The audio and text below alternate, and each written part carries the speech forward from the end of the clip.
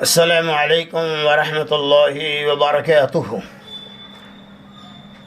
الحمد للہ وحدہ والصلاة والسلام علی من لا نبی بعد اما بعد۔ وعن فضالة بن عبید رضی اللہ عنہ قال سمع رسول اللہ صلی اللہ علیہ وسلم رجلا يدعو في صلاته لم يمجد الله تعالى ولم يصلي على النبي صلى الله عليه وسلم فقال رسول الله صلى الله عليه وسلم عجل هذا ثم دعاه فقال له أو لغيره إذا صلى أحدكم فليبدأ بتحميد ربه سبحانه والثناء عليه ثم يصلي على النبي صلى الله عليه وسلم ثم يدعو بعد بما شاء۔ رواه ابو داود والترمذی۔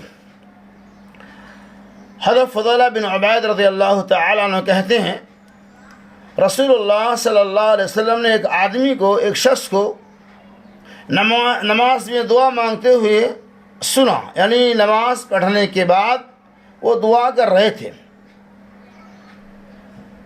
اس نے اللہ کی حمد بیان کی اور نہ نبی صلی اللہ علیہ وسلم پر درود پاک پڑھا۔ آپ صلی اللہ علیہ وسلم فرمایا اس نے جلد بازی کی، یعنی جب دعا مانگنے لگے تو نہ تو اللہ کے رسول صلی اللہ علیہ وسلم کو درود بھیجا نہ اللہ کی ثنا بیان کی۔ آپ نے فرمایا اس نے جلد بازی کی۔ پھر آپ نے اسے بلایا اور اس سے کہا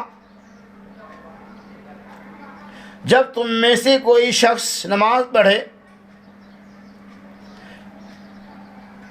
پھر وہ اللہ تعالیٰ سے دعا مانگے تو اسے چاہیے کہ پہلے اپنے رب کی حمد و ثنا بیان کرے، پھر نبی صلی اللہ علیہ وسلم پر درود پاک پڑھے، پھر اس کے بعد جو چاہے وہ دعا مانگے۔ اس روایت کو امام ترمذی، ابو داؤد وغیرہ نقل کیا۔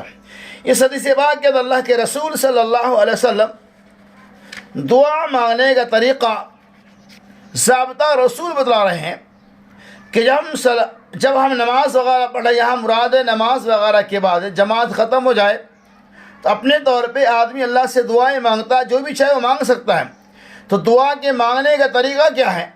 طریقہ یہ ہے کہ سب سے پہلے اللہ تبارک و تعالیٰ کی ثنا بیان کرے، اس کے بعد حبیب پاک محمد رسول اللہ صلی اللہ علیہ وسلم کے درود پاک کو پڑھیں، پھر اس کے بعد جو چاہے ہم اللہ تبارک و تعالیٰ سے مانگ سکتے ہیں۔ یقیناً اللہ رب العالمین ہماری دعاؤں کو قبول کرنے والا۔ پتہ ہی چلا دعا مانگنے کے اصول اور ضابطہ ہیں، لیکن آدمی بنیادی طور پر بعض لوگ تساہلی کرتے ہیں کہ دعا تو مانگتے ہیں اور مانگنا ہی چاہیے، رات میں ہو، صبح میں ہو، شام میں ہو، نماز کے بعد ہو، جب چاہے آپ اللہ تبارک و تعالیٰ سے دعا مانگ سکتے۔ لیکن یہ الگ بات ہے کہ دعا کی قبولیت کے کچھ اوقات ہے، ان اوقات کے علاوہ بھی آپ دعائیں مانگ سکتے ہیں۔